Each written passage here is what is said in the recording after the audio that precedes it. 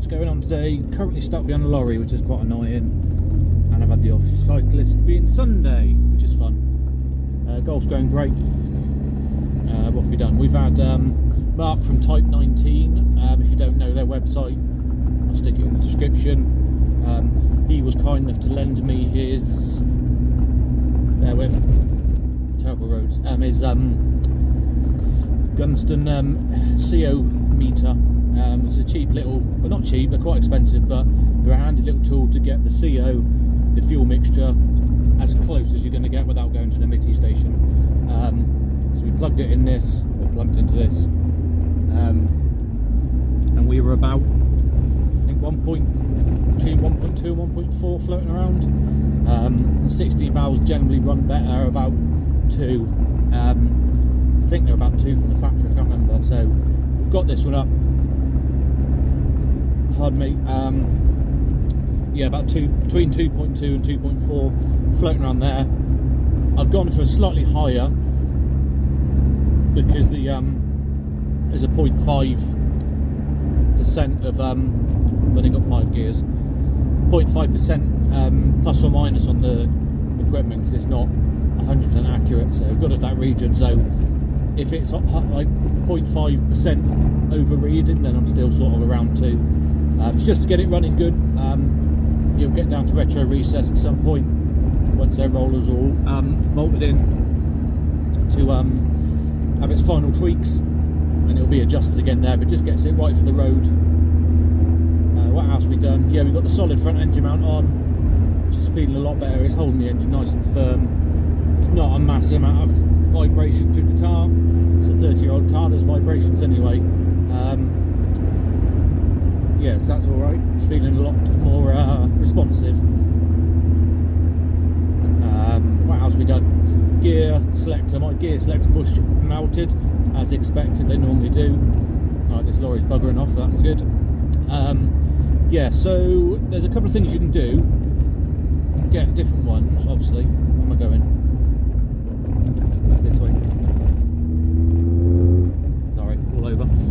Yeah, you can get a couple of different ones, and I've got, well, I went for a very cheaper option of not replacing it for a standard bush. It is buying. These roads are terrible. Oh, right, yeah, it's called Durlin. It's like a nylon tube, about 4 quid off eBay.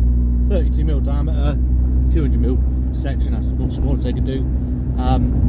Cut a length of that, drill a hole through it, whop it on where the flick, I'll show you the picture where it goes anyway. And yeah, it shouldn't mount. It's still free to rotate on the shaft, that's all you need really. Potentially I could have gone to about 35mm to fit in the gap. But it's feeling fine now. I'm not worried about it being slightly notchy. For a box that's had 124,000 miles. Oh God. Hasn't been rebuilt, I've just chucked good oil in it. Willow. Go far.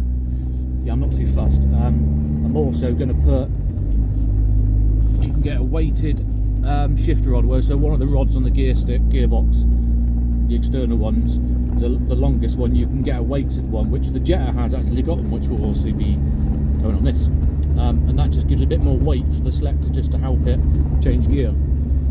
So that'll be another one going this way. Yeah, but the car is going great. Obviously we're well over 200 miles now, so I've started to poke it up a little bit more now, sort of next door to 5,000k every now and then, not doing it all the time, just give a little blast, a bit more throttle each time, just to gradually build it up, and it sounds great. This is tight. Building houses everywhere. What, you're living in the country if you're going to be. I feel like I'm in a go-kart.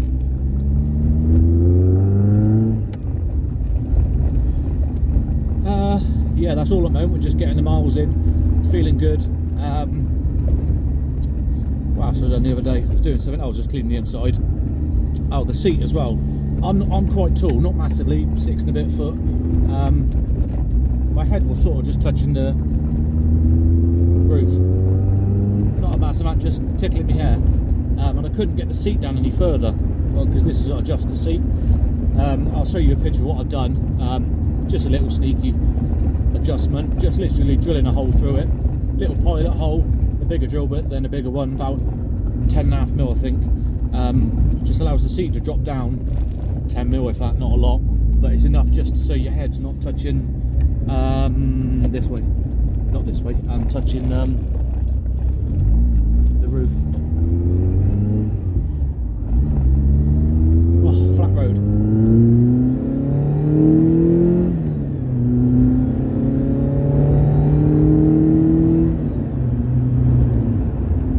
Feels great, really pulls.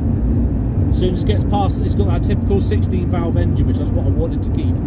I didn't want to start chucking high lift cams near, lighting in the flow and all this sort of stuff, because I don't want to lose what the 16 valve engine was when it came out the factory, which was, you know, yeah, the 8 valve's generally a bit more punchy below sort of 4,000 RPM. Above 4,000 RPM, the 16 valve really comes into its own, and it does then. It's only got the standard ABF cams, which are out the 2-litre ABF engine, which are they're the highest spec standard cam you're going to get from VW that fits straight in this, for pennies. These were 80 quid for used cams, hardly any marks on them, and to get the equivalent high lift cam meeting the same lift as duration as what these cams are, you're paying 5-6 times that, like 500-600 quid probably for a set of cams. No need for it. It hasn't got a light and file, it stayed standard weight. The crank has not been lightened or balanced, it's just factory balance as it is, because from the factory the cranks are balanced pretty good. You know, Jason Moore, who's helped me out with supplying the pistons for this and a few of the technical pointers, he builds race engines like VW 8 valves, all sorts of hill climb cars, and he's got his own hill climb and other hill climb cars that are still in use today. Yeah, I'm not sitting in traffic. That regularly do sort of 7,000-8,000 RPM on a standard crank. So I wanted to maintain the balance of the engine to feel as good as it could do from the factory, just with more power.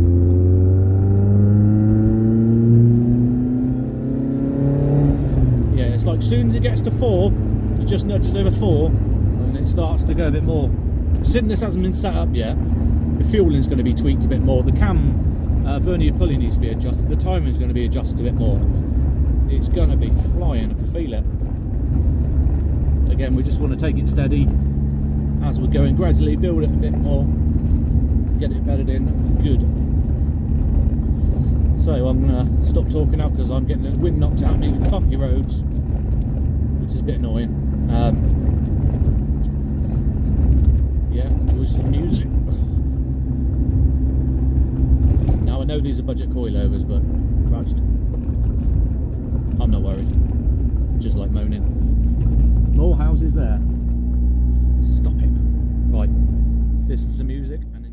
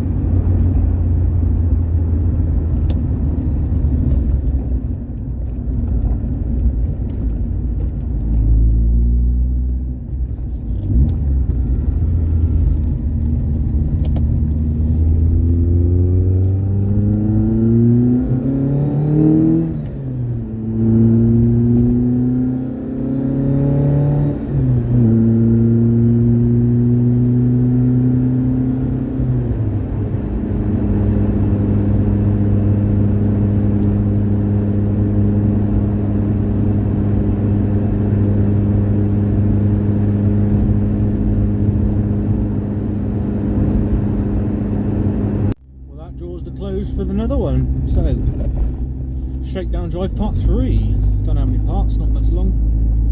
Not many, how many miles we've done today. Don't know. Quick maths, not today. Yeah, getting good miles. Anything's better than nothing. Next video, I always start talking on a bouncy road. Yeah, so next video, I need to get some snow foam on this, get it clean, because it is pretty minging at the moment. So look forward to that one, and I can try out some more snow foam. It looks like Christmas time as it's nearly Christmas. So cheers for the subscribers. Any questions, stick them in the comments. Happy to help. See you in the next one.